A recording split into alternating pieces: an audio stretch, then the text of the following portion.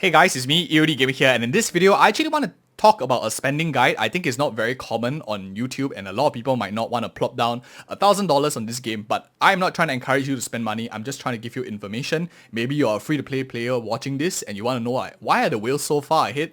All of this I'm going to share with you as well, transparently, and I also will share with you some mistakes I made that I burned tons of cash on. I wish I didn't. Now, first things first, if you guys have seen a lot of these Vala with the design and wonder how to get it and want to know how much it costs, I'm actually going to show you, because that's one of the biggest questions I get asked whenever some of my guildies see my Vala.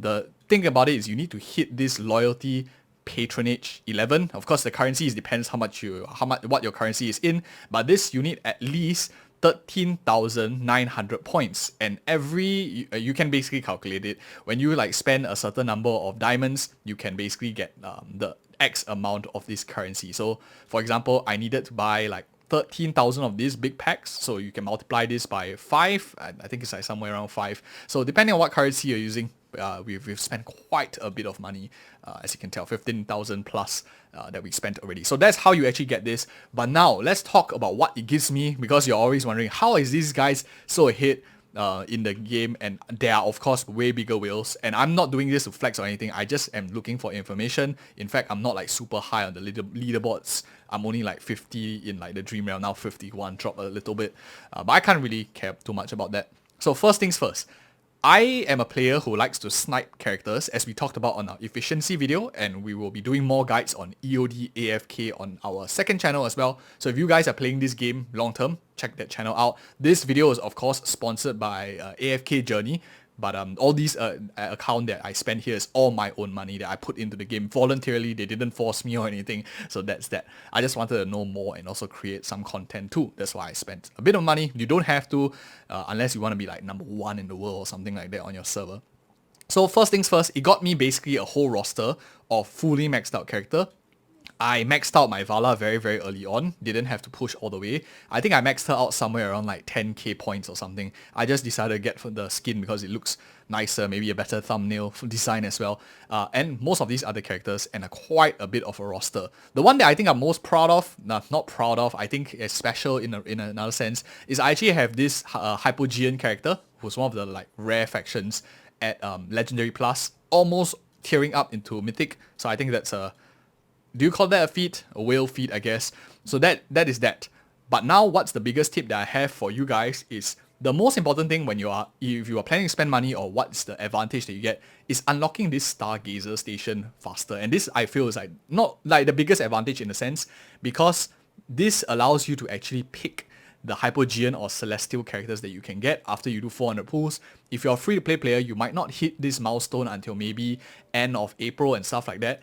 And it's huge, because to get these tokens, you can see they're recommending me to spend more money. So you can spend more money, or you can actually go into the recruitment store and the guild store, which refreshes on a monthly basis, and you can get them with these dolly tickets, which is very, very good. I always will buy these in the shop. It's no-brainer kind of thing.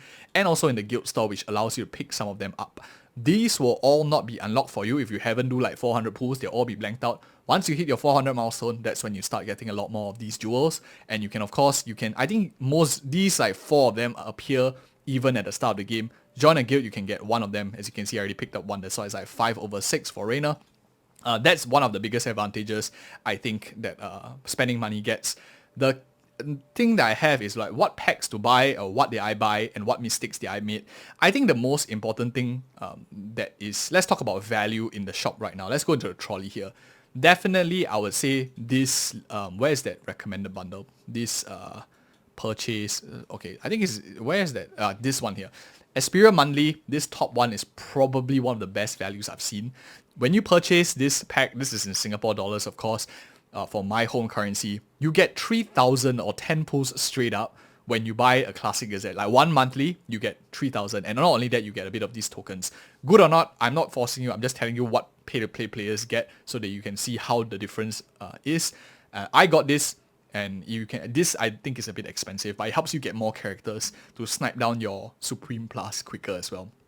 It's a bit steep, it's 3 times the price. So that's that. Note that you can't buy these tokens with too much. You can't roll all your diamonds into these limited epic tickets. So that's why this Premium Gazette has some value. Other than that, some mistakes that I made along the way was actually buying out these tickets over here. Like these recruitment tickets, I find is pretty low value. You can actually like say, unless you're rushing for Vala and you want her maxed out, you should actually like save your diamonds in the long term and then like snipe the banner character that you really like, push them all the way up to Supreme Plus.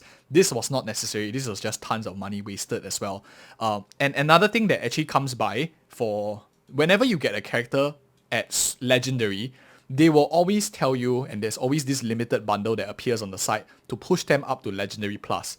For Reina and any other Celestial and Hypogean, it costs us, I think, like 1200 or 1250, 1250 Dragon Crystals, and they sell you like one of the copy of that character plus a bit more. That's how a lot of us push our characters to Legendary Plus and further much quicker, because you immediately spend like $20, $25, and you immediately get the next rarity. That's why, of course, the progression for even these Hypogeans are faster. So those limited bundles you see here, if you are like a Whale Lord, the best value is actually the Hypogeans and Celestials. When you hit Legendary to Legendary Plus, I think that's like tons of value. Other than that, the limited ones here and there, generally the ones that appear on the site, if they are not 4 stars or A ranks, they are pretty decent value if you're planning to snipe down a Supreme Plus rarity. That one extra copy saves a lot of time and a bit of money as well in the long term, because you don't have to get all that pulls. So that's some advantages that I think pay-to-play players get. On top of that, of course, the more clearer one is the Mystic collection, which gives me like bonus rewards on a daily basis. This is the snowball effect of pay-to-play players. Over the long term, it definitely does build up over time, because I just get a little bit more resources than a lot of other players in the game. So I'm competing with whales. Free-to-play will be competing with like free-to-play players. The rewards will be different, but it's not fun at the higher tier as well, because it's very, very competitive, and every day that I do not spend money, I'm dropping a rank because other people might be spending money. So it's quite suffocating at the top. It's not all nice and not top. I would, that's like arrogance. More of like one of the higher ranking players because you pay to win, but it's not easy either. So one of the advantages that I think is very good is you unlock the full entire like King's Glory here when you level up, and of course then a next one unlocks, which is the Mithril Emblem. Once you hit like level 11 is when you get your Vala skin. I don't really know whether they will include more skins in the future. We have to see and find out, but yeah, these are some permanent benefits that you get. Where does that take me? How does that is? Every server is different. So what did I get out of spending almost like $1,000 thereabouts, depending on currency? 51 on current ranking. The other guys on my server are like way better players or more whaley, depends on how you want to put it.